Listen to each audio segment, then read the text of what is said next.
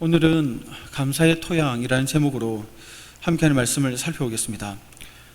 1년 만에 또 수요기도회 자리에 서서 말씀을 전하게 되었습니다. 다시금 이렇게 말씀을 나눌 수 있도록 인도하신 하나님께 감사드립니다.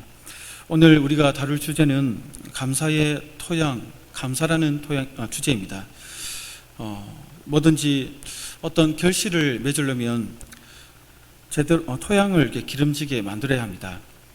우리의 마음이 밭이라고 할 때 마음의 토양을 어떻게 다지느냐에 따라서 삶의 모습은 달라지죠. 오늘 우리가 다룰 주제는 감사의 토양인데 여러분들 이런 토양의 관점에서 봤을 때 요즘 여러분들 마음밭에 어떤 걸음으로 이렇게 뿌리고 계신지 한번 생각해 볼 필요가 있습니다. 그것으로 인해서 여러분들의 마음의 토양은 어떻게 되어가고 있는지, 기름지고 있는 것인지, 아니면 부석부석한 땅처럼 이렇게 변해가고 있는지 자신을 살펴볼 필요가 있다는 것입니다. 우리가 어떤 상황 속에서도 주님 감사합니다 라고 고백하는 것은 쉽지가 않습니다. 감사의 삶을 산다는 것은 열매처럼 어떤 결과물로 나올 때가 많기 때문에 그렇죠. 다시 말해 내가 평소에 무엇을 걸음으로 삼아 마음밭을 이렇게 뿌렸느냐에 따라서, 다졌느냐에 따라서 감사라는 열매를 내 일상 속에서 맺을 수도 있고 맺지 못할 수도 있는 것이죠. 그래서 감사는 그냥 절대로 나오지 않습니다. 교회를 안 다니는 분들도 보면 나름대로 긍정적인 마인드로 사시면서 항상 자신에게 또 가족에게, 이웃에게, 동료에게, 사회에게 감사하며 살려고 노력하는 분들이 있죠. 어떻게 보면 우리보다 더 밝은 모습으로 감사하며 사는 분들도 있습니다. 그런데 우리가 정서적으로 느끼고 또 입으로 내뱉는 감사가 다 똑같은 감사는 아니라는 것을 우리가 알게 됩니다. 우리는 성도로서 우리가 감사라고 얘기할 때 믿지 않는 분들과 하는 그 감사의 그 다른 결을 우리는 알고 있습니다. 하나님 말씀에서 우리에게 범사에 감사하라 며 살아라고 했기 때문에 우리는 그 말씀에 순종하여 삶 속에서 어떤 상황 속에서도 감사하며 살려고 우리는 노력하고 있습니다. 그래서 우리는 삶에서 나에게 어려움이 닥치더라도 나름대로 주님을 생각하면서 감사하며 믿지 않는 분들과 달리 감사하며 살려고 노력하고 있죠.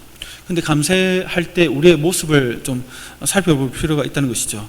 어떤 분들은 이를 악물고 눈물을 참으면서 의지적으로 이렇게 내뱉는 감사가 많은 분들도 있습니다. 물론 이런 감사가 필요하죠. 때론 사람들 앞에서 내가 그리스도인이기 때문에 보이기 위해서 겉으로는 미치겠는데 속으로는 감사를 하는 경우도 있습니다. 또 어떤 분들은 자연스럽게 어떤 상황, 이런 상황 속에서도 하나님께서 나와 함께 하시고 일하심을 믿는 그 믿음에서 내뱉는, 고백하게 되는 감사를 하기도 합니다. 우리가 이런 감사들을 생각해 볼 때 마지막에 했던 이런 감사의 내용들은 사실은 나의 의지보다는 하나님과의 그 관계 속에서 고백되어질 때가 많다는 것이죠. 하나님께서 이런 상황 속에서도 나와 함께 계시고 일하신다는 이는 사실을 믿음으로 깨달아질 때 우리는 입술을 통해서 감사가 나오게 되는 것이죠. 이렇게 볼 때 감사는 어떻게 보면 나의 의지를 발동하기 이전에 자연스럽게 내 속에서부터 터져 나오는 또 보면 열매라고 할 수 있다는 것입니다. 감사는 그렇기 때문에 처음에는 이런 사실을 우리가 깨달지 못할 때, 하나님께서 나와 함께 하신다는 사실을 깨달지 못할 때는 똑같은 상황이지만 그 상황 속에서 불안하고 또 걱정되고 불평이 나오지만 똑같은 상황이지만 그것을 믿음으로 바라보고 하나님께서 나와 함께 하시고 일하신다는 사실을 깨달을 때 똑같은 상황이지만 내가 변화되어서 감사가 나오게 되는 것이죠.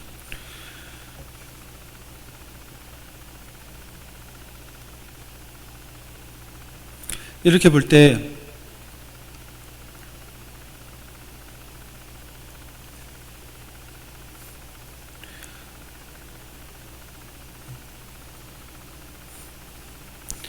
중요한 점은 상황은 바뀌지 않지만 내가 그 상황 속에서 변화될 때 이런 감사가 나오게 된다는 것이죠.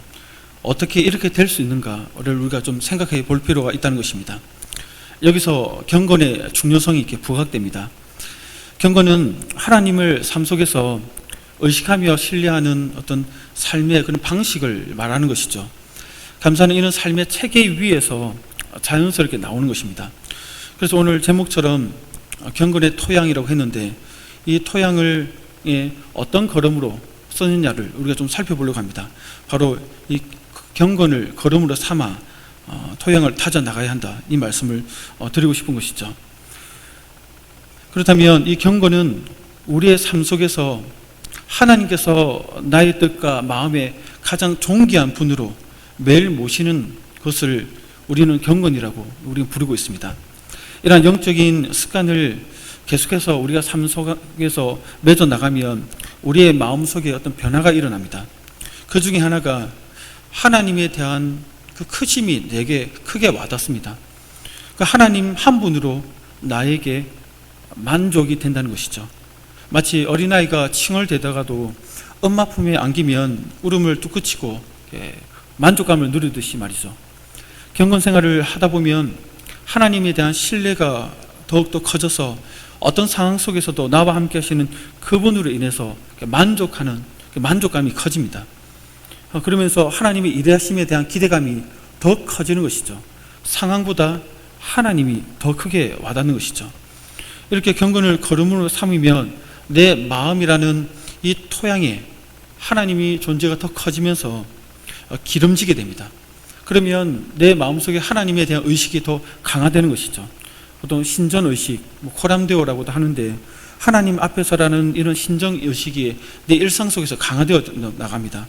우리가 일주일에 한 번, 두 번 이렇게 교회 와서 예배 드릴 때만 잠시 느껴보는 하나님 앞이라는 그런 경건한 마음, 이런 의식 말고 매일의 삶 속에서 내가 있는 그 자리에서 신전의식, 하나님 앞이라는 의식이 강화되고 유지되게 되는 것이죠. 그런데 이런 경건은 감사처럼 자연스럽게 나오는 어떤 결과물은 아닙니다. 여러분들도 잘 아시듯이 경건은 운동처럼 훈련의 과정이 필요합니다. 오늘 본문에서 사도 바울은 영적인 아들 디모데에게 경건에 힘쓸 것을 이렇게 권면하고 있죠. 7절을 보시면 이렇게 얘기하고 있습니다. 우리 같이 한번 읽어볼까요? 시작.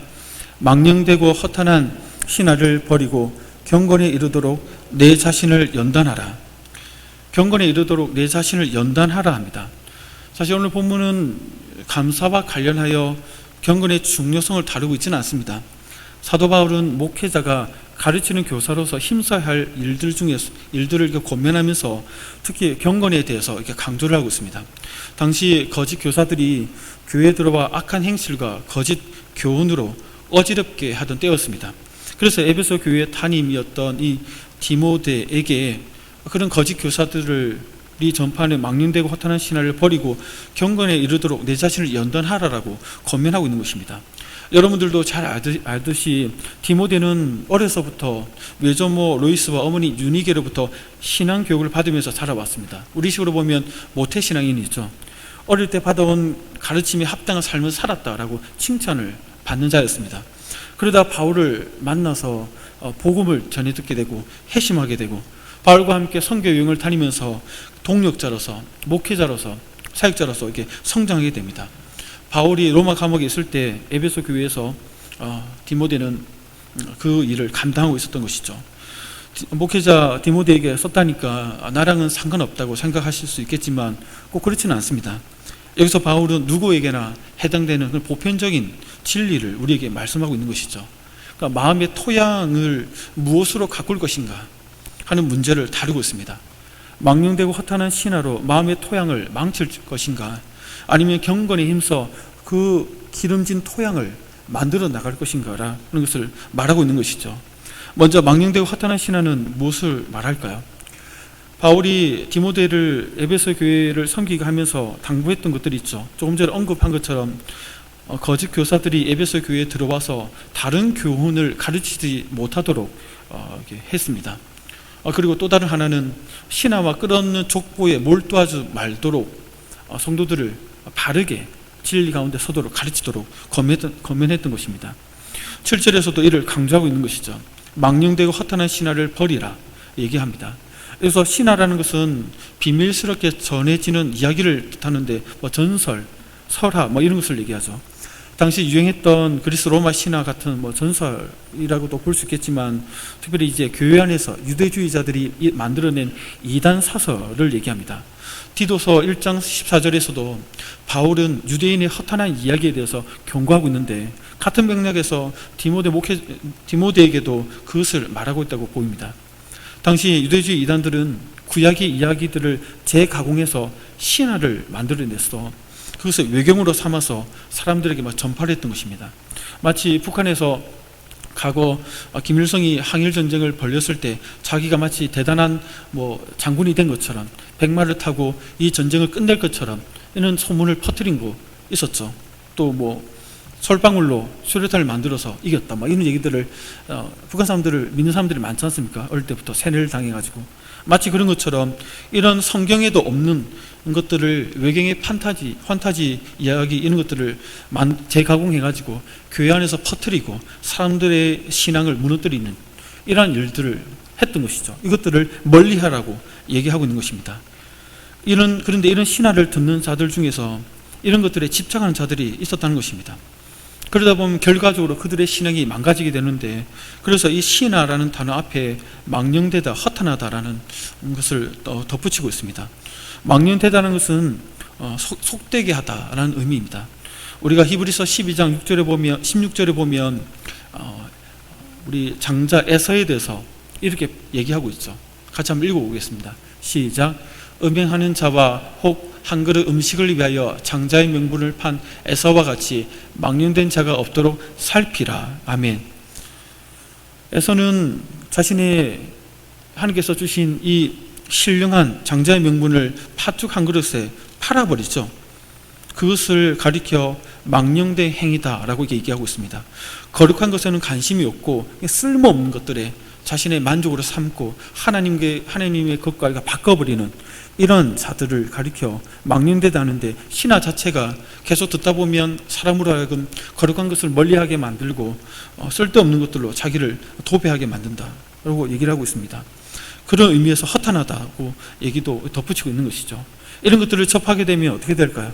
마음의 토양이 이제 엉망으로 변하게 되는 것이죠.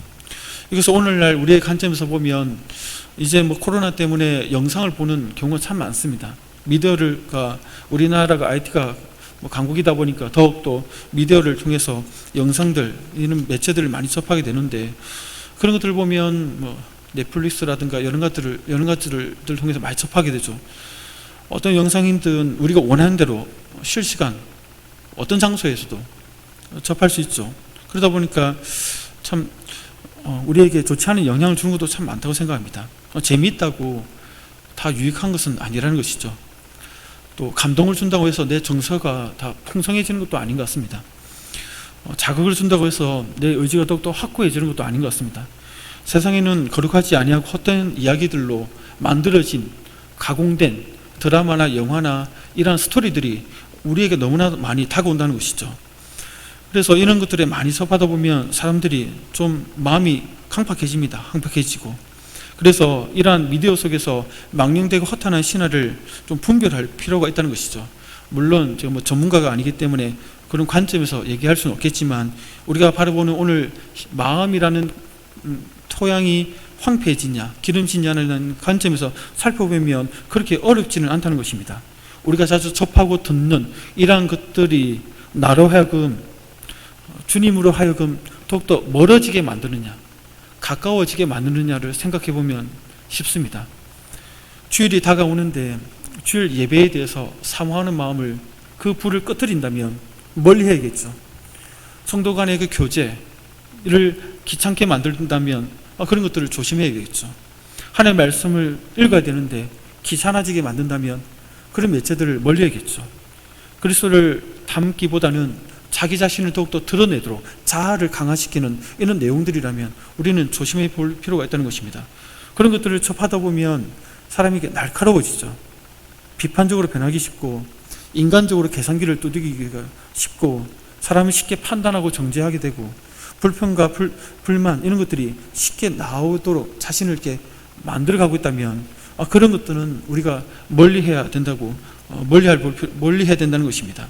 어쩌면 그런 것들이 망령되고 오늘날에 망령되고 허탄한 신화일 것입니다. 나중에 여러분들이 폰을 한번 열어서 한번 보십시오. 여러분들이 이런 여러 가지 영상을 보는 접하는 매체들을 한번 살펴보십시오. 뭐 유튜브에서 구독을 하고 있을 텐데 어떤 내용들을 주로 구독하고 있는 것인지, 또 젊은 친구들은 네이버 카툰 뭐 이런 것들을 보면서 다양한 이런 것들을 접하고 있을 텐데 어떤 카툰을 보고 있는지, 또 SNS를 통해서 어떤 사람들과 교제를 나누고 있는지, 어떤 게임을 하고 있는지, 자신이 마음을 들여서 시간을 들여서 접하고 있는 것들을 한번 살펴보십시오. 그런 것들이 나로 하여금 방금 말했던 하나님으로부터, 교회로 하여금, 또 성경으로부터, 내 자신이 그리스도로부터 멀어지게 만들고 있다면 그런 것들은 멀리하고, 어떨 때는 과감하게 취소하고 버려야 될 것들일 수도 있다는 것입니다. 성도 여러분, 감사는 이렇게 우리가 마음을 항파하게 하는 것들을 먼저 거부하고 멀리하는 것에부터 시작된다고 오늘 말씀에서 얘기합니다. 그러면서 멀리하는 것으로 끝나는 것이 아니라 이어서 이제 우리의 마음을 실제로 기름지게 하는 것들이 무엇인지를 사도 바울은 권면하고 있습니다.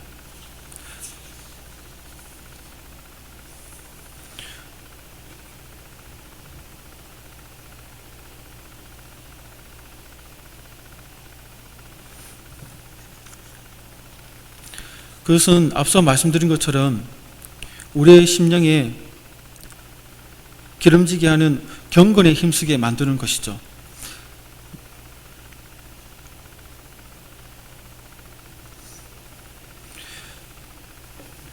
그래서 사도 바울은 디모데에게 경건에 이르도록 자신을 연단하라 이렇게 얘기합니다. 그런데 사람들은 경건 생활을 이렇게 많이 귀찮아합니다. 지금 안 해도 티가 안 나니까, 오늘 안 해도 뭐 살 수 있을 정도로 힘이 있으니까, 그래서 피하고 미루고 또 가볍게 여깁니다. 우선순위에서 지금 당장 해야 될 중요한 문제지만 중요함을 알면서도 다른 급한 일로 대처하면서 미룰 때가 많다는 것이죠. 만약 경건에 힘쓰지 않으면 우리의 삶이 쉽게 무너집니다. 경건을 통해서 하나님께 주시는 그 은혜를 날마다 공급받지 못하면 삶의 업다움이 심하게 되는 것이죠. 어떤 분들은 은혜가 떨어지면 매사에 짜증을 냅니다. 물론 교회에서는 티를 잘 안 내려고 하지만 감정적으로 주체를 잘 못해서 여러 가지 상황 속에서 불편해합니다. 또 모든 것이 거슬리게 느껴지는 것이죠. 은혜가 떨어졌다는 증거입니다. 물론 성격적으로 예민한 분들도 있을 수 있겠지만, 또 어떤 분들은 매사에 회피하려고 합니다. 자주 미루죠. 그래서 그 말 속에 보면 나중에, 다음에, 이따가 이런 말을 자주 입에 달게 됩니다. 그러니까 자신감이 바닥을 치는 것이죠. 또 어떤 분들은 무기력해집니다. 하고 싶은데 할 수 있는 내적 힘이 없어서 겨우겨우 하루하루 이렇게 버티면서 사는 것이죠. 그래서 시기를 놓치기도 하고 해도 만족이 없습니다. 그러다 풀썩 주저앉아서 일어날 힘이 없는 자신을 보면서 원망하는 것이죠. 또 어떤 분들은 상황과 환경과 사람에 의해서 압도당합니다. 지배당하죠. 끌려다닙니다. 가스라이딩 당한다고 할까요? 알면서도 이렇게 당합니다. 피곤한 인생이 되어서 내가 왜 이런 일을 해야 되나 하면서 어떤 회의감을 속에 빠질 때가 참 많다는 것입니다. 결국 경건의 삶이 받쳐주지 못하면 사람마다 현상은 다르지만 이런 것들이 누적돼서 쉽게 무너지고, 그런 자리에서 감사의 토양, 감사가 나올 수가 없는 그런 사람으로 변해가기가 쉽다는 것입니다. 그렇기 때문에 우리는 평소에 반드시 이 경건에 이르는 이 자신을 연단하는 이 연단에 시간과 우리 에너지를 쏟아야 됩니다. 여기서 연단하라는 말은 당시 운동선수들이 시합을 위해 연습하는 것을 이렇게 말합니다. 몸을 단련하는 것과 같은 것이죠. 다들 운동 취미생활 하나씩은 다 해보셨을 텐데, 그 운동을 배우실 때 그 동작 하나하나를 익힐 때마다 시간이 좀 걸리지 않습니까? 부산에 있을 때, 부산에 1년 동안 있다가 다시 오게 됐는데, 1년 동안 있으면서 코로나 상황이다 보니까 활동을 하지 못하고, 그 교회에서 이제 목회자분들이 탁구를 이렇게 많이 탁구를 이렇게 쳤는데, 저도 이제 탁구를 같이 다시 배우기 시작하면서 동작을 이렇게 하나씩 배워 나갔습니다. 어떤 동작은 몇 달 동안 계속 반복해도 잘 안 되더라고요. 그러다가 한 번씩 시합을 할 때 그 동작이 나올 때 그 기쁨, 그 희열, 그리고 주변 사람들도 깜짝 놀라고, 그러면서 이 만족감에 탁구를 치고 나면서 뭐 그런 식으로 탁구를 이렇게 배워 나갔는데, 탁구 안 쳐도 안 죽죠. 별 의미가 없습니다. 치나 안 치나.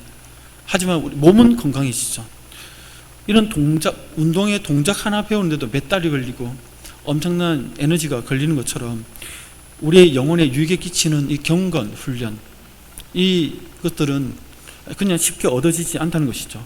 이러한 과정을 통해서 우리의 삶에, 우리의 영혼에 체득되어서 내 것이 된다는 것입니다. 바울은 디모데에게 이러한 경건에 대해서 힘쓸 것을 얘기하면서 이 경건이 얼마나 큰 유익이 되는지를 비교해서 설명하고 있습니다. 8절에 보면 이렇게 얘기하고 있죠. 8절 한번 같이 한번 읽어보겠습니다. 시작. 육체의 연단은 약간의 유익이 있으나 경건은 범사에 유익하니. 아멘. 우리가 건강을 위해 몸을 이렇게 단련한 것처럼 어느 정도 건강의 유익을 누립니다. 하지만 이 영적 훈련, 이런 경건을 통해서 연단하게 되면 이는 몸을 단련하는 것과 비교할 수도 없다는 것이죠. 그 이유가, 이는 영적인 훈련을 하면 경건을 통해서 내 삶의 모든 범사에 유익하다 이렇게 얘기하죠. 또 살아있을 때나 또 삶 이후의 삶 이후까지 이러한 유익한 삶을 끼치게 된다 이렇게 얘기합니다. 우선 범사는 삶의 모든 면을 얘기하죠. 우리가 맺는 모든 관계들, 우리가 맡고 있는 그런 일들, 모든 삶의 영역입니다. 우리가 대인관계에서 스트레스를 받는 경우가 많죠. 그런데 오늘 말씀에 따르면 이런 건강한 관계를 맺는 가장 기초가 경건한 삶이 있다 이렇게 얘기를 하는 것이죠. 어떤 일이든 우리가 맡은 일을 우리는 좀 잘해보고 싶어 합니다. 그 일을 잘하는 방법 중에 하나가 오늘 말씀에 따르면 경건에 이르도록 내 자신을 연단하면 내가 맡는 그 일도 잘하게 된다 이렇게 얘기하고 있습니다. 그렇기 때문에 바울은 디모데에게 이것을, 경건의 유익을 얘기하면서 경건의 삶을 살아가라고 얘기하고 있다는 것입니다. 그런 것처럼 우리도 매일에 살면서 경건에 이르도록 자신을 연단할 때 우리가 맺고 있는 범사의 그 일들이 순탄하게 잘 될 수밖에 없다는 것이죠. 특별히 여기서는 시간적인 면도 얘기하죠. 현재와 미래에 대한 삶까지도 유익을 끼치게 한다고 얘기합니다. 하지만 이것을 다르게 보면 지나간 과거의 삶에 대해서도 유익을 끼친다는 것이죠.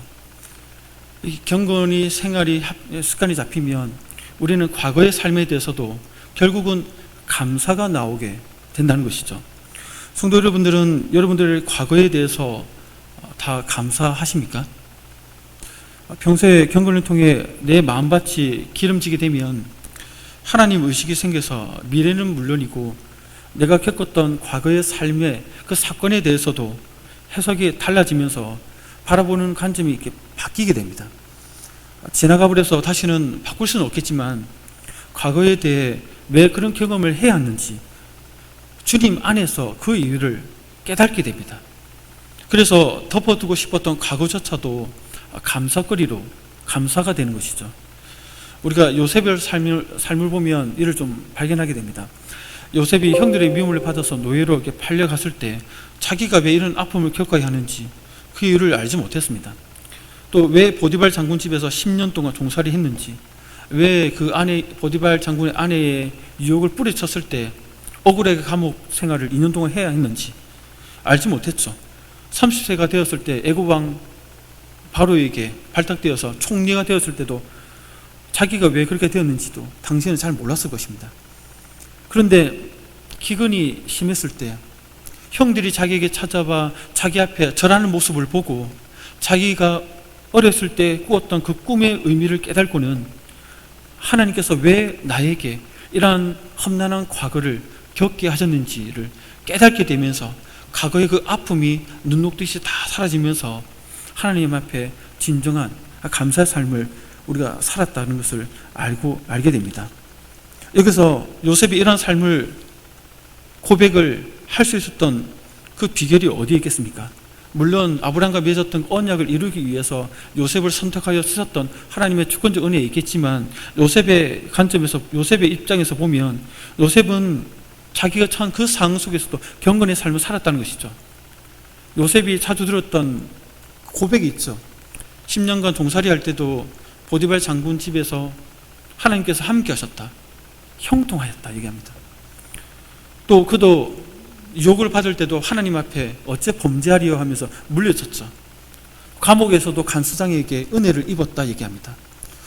애고방 바로 왕 앞에서도 하나님 영이 이렇게 충만한 사람이 어디 있겠느냐라고 이렇게 칭찬을 듣습니다. 요셉의 삶을 보면 그 삶은 줄곧 신부는 노예였고 억울한 일을 겪었고 형들에게 미움을 받아 팔려갔던 답답한 삶을 살았지만, 그 삶 속에서 늘 하나님 앞에서 머무는 경건의 삶을, 우리와는 방식은 좀 다르겠지만 요셉 나름대로의 그 경건의 삶을 하나님 앞에서 살아갔다는 것입니다. 그렇기 때문에 그가 하나님의 뜻을 깨달았을 때 과거에 대한 자기가 겪었던 아픔과 고통과 상처들이 다시금 이해가 되면서 그것이 원망거리요 복수거리가 아니라 감사가 되고 하나님의 일을 이루는 통로로서 쓰임받았던 것을 우리가 알게 된다는 것입니다. 때로는 우리는 감사할 수 없는 상황에 직면하기도 합니다. 그런데 시간이 지나고 나면 왜 그런 일을 당했는지, 왜 그런 과정을 거쳐야 했는지 그 이유를 알게 될 때가 옵니다. 어떠한 상황 속에서도 경건을 힘쓰다 보면 때가 되면 알게 되고, 알게 됐을 때 그게 나에게 독이 아니라 이제는 큰 힘이 되는 것이죠. 물론 하나님 앞에 갈 때까지 모를 수 있는 것도 있습니다. 중요한 것은 과거에 대한 해석이 달라진다는 것이죠. 다 이해는 못해도 원망스러웠던 과거가 달라 보입니다. 부끄러웠던 시간이 다르게 다가옵니다. 숨기고 싶었던 과거에서 더 이상 매이지 않게 되는 것이죠. 한마디로 아픈 과거로부터 자유롭게 됩니다. 그 부정했던 과거의 삶을 받아들이게 되면서 감사하게 되는 것이죠. 에너지를 과거에 대해서 무마시키고 숨기고 힘들어하는데 에너지를 더 이상 쏟을 필요가 없게 되고, 이 에너지를 현재와 미래를 위해서 쏟게 되면서 그 삶이 더욱더 풍성하게 되는 것이죠. 그런데 이런 변화는 그냥 주어지지 않습니다. 하나님 앞에 경건을 힘쓰는 자에게 이런 은혜가 때가 되었을 때 주어진다는 것입니다. 그렇기 때문에 성도 여러분, 감사의 토양을 위해서 우리는 매일의 경건의 삶에 나아가야 됩니다. 이를 위해서 우선 여러분들에게 드리고 싶은 권면은 개인적인 경건에 힘을 써야 됩니다. 물론 다 아는 얘기고 우리가 자기 자신에게도 늘 하는 얘기고 또 주변에서도 늘 듣는 얘기겠지만, 다시금 말씀드리자면 성경을 가까이 해야 됩니다. 통독을 하든 큐티를 하든 성경 공부를 하든 여러분 자신에게 맞는 방식을 찾아서 날마다 성경을 읽고 듣고 묵상하고 공부하고 암송하고 자기 것으로 만드십시오. 이것을 할 때 중요한 점이 있습니다. 우리 교회가 성경 통독이 있어서 다들 1독, 2독, 3독 참석하시는 분들도 많고, 또 시도하시다가 중간에 또 포기하고 내년에 새해가 다시 시도하다 포기하고 뭐 이런 분들도 계실 거고, 또 올해는 이제 통독 114 해가지고 하루에 석장, 4장, 적으면 2장씩 읽어가는 성경 프로그램에 대부분 성도님들이 참석하고 있는 줄로 알고 있습니다. 이런 성경 읽을 때 주의점이 뭐냐면, 내가 성경을 읽었다, 일독을 했다 라는 자부심을 넘어서야 된다는 것입니다. 성경을 통해서 하나님을 인격적으로 더 알아갔는지, 하나님을 인격적으로 더 사랑하는 그 마음이 더 깊어졌는지, 내 일상에서 하나님과 동행하는 삶이 더욱더 많아졌는지, 하나님 관계가 더 가까워지는지를 생각해야 됩니다. 단지 성경을 읽었다라는 데서 자부심을 가지고 자기 만족에 빠져버리면 요것과 요거는 하늘과 땅 차이입니다. 그래서 성경 읽으실 때 꼭 하나님과 인격적인 관계가 더 깊어지는 쪽에 초점을 맞춰서 성경을 읽으십시오. 그럼 여러분들의 경건의 삶에 큰 유익이 있을 것입니다. 다음으로 힘쓸 것은 아시겠죠? 기도입니다. 개인적으로 골방 기도에 힘쓰십시오. 코로나 상황 속에서 개인적인 어떤 시간적 여유가 좀 많아졌지 않습니까?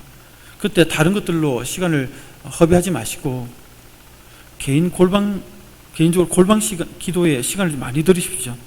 읽었던 말씀을 붙들고 개인적으로 골방에 들어가서 기도하십시오. 묵상하던 말씀을 붙들고 하나님과 교제하면서 기도하십시오. 들었던 설교 내용을 가지고 한 주간 하나님 뜻이 무엇인지 그 말씀을 붙들고 살기 위해서 몸부림치면서 개인적으로 하나님 앞에 기도의 시간을 가지십시오. 그리고 더 나아가서 나의 범주, 우리 가정, 우리 교회라는 범주를 넘어서서 이웃과 나라와 세계 열방 가운데 하나님께서 일하시는 그 일에 하나님 영광이 드러나도록 여러분들에게 계속 듣게 되는 기도 제목들이 있지 않습니까? 중보 기도 제목들 붙들고 기도하십시오. 그렇게 할 때 여러분들 마음에 하나님 의식이 더욱더 충만해지고 가득 차게 될 것입니다. 하나 더 말씀드리자면 좋은 신앙 서적을 읽어야 됩니다. 요즘은 책을 많이 안 읽고 영상을 많이 접하죠. 책을 읽어야 됩니다. 책을 접해야 됩니다. 그래서 여러분들 신앙 서적들 주변에 물어보시고 구매해서 여러분들이 자주 가는 자리에 얹어놓고 오며 가며 펼쳐서 보시고 또 직장 갈 때도 들고 가시고 시간 날 때마다 펼쳐서 읽어보십시오. 그러면 여러분들이 보지 못하는, 깨닫지 못하는 하나님의 풍성한 그 관점들을 더 많이 배우게 돼서 여러분들의 마음밭이 더욱더 풍성하게 될 것입니다. 이제 공동체적인 측면의 경건을 좀 건면하고자 합니다. 먼저는 무슨 일이든 공예배에 꼭 참석하셔야 됩니다. 다들 아시죠? 이 내용들은 지금 오미크론이 확산되고 있어서 대면 예배가 부담스러울 수 있을 것입니다. 사정에 따라서 가정에서 비대면으로 들을 수도 있겠죠. 근데 중요한 것은 잘 됐다. 내 본성이 속삭이는 그 속삭임에 호응하지 마십시오. 잘 됐다. 이참에 귀찮았는데 이거 핑계 삼아서 말은 안 하죠. 속으로 이렇게 생각하는 겁니다. 자기가 타협하는 겁니다. 자기 본성과 공예배 멀리하게 하는 계기로 삼지 말라는 것입니다. 다른 어떤 이유로도 공적 예배 참석, 어떤 모양이든 참석하지 못하게 만드는 것들과 타협하지 말라는 것입니다. 이것을 반드시 지켜야 됩니다. 그리고 마지막으로 여러분들에게 건면드릴 것은 성도 간의 교제에 힘써야 됩니다. 직접 만나든 연락을 주고받든 삶을 나누십시오. 혼자 자기를 고립시키지 마십시오. 혼자 고립되어 있으면 연락을 하십시오. 그분에게. 그래서 삶을 나누고 내가 지금 어떤 상황이다, 내 마음이 어떻다, 이를 위해서 좀 기도해달라 요청하십시오. 그래서 서로의 짐을 같이 지고 함께 나아가십시오. 그래야 우리의 마음밭이 황폐화되지 않고 또 위기가 오더라도 같이 이겨내게 되고 더 멀리, 더 오래 나아가게 될 것입니다. 이러한 경건한 삶이 개인적인 측면과 또 공동체적인 측면에서 함께 두 기둥을 세워나갈 때 여러분들의 마음의 토양은 기름지게 될 것입니다. 그 결과 일상 속에서 하나님 의식이 더 깊어지고 강화되어서 감사라는 열매를 맺게 될 것입니다. 이제 올해 시작한 지 한 달이 다 되어갑니다. 여러분들이 기대했던 그 기대한 바대로 한 달을 보내고 계십니까? 특별히 바라기는 이런 경건의 삶이 내 삶에 꼭 자리 잡아서 감사의 토양으로 기름지고 그래서 풍성한 감사의 열매가 가득한 그런 올해 한 해가 되기를 소원합니다.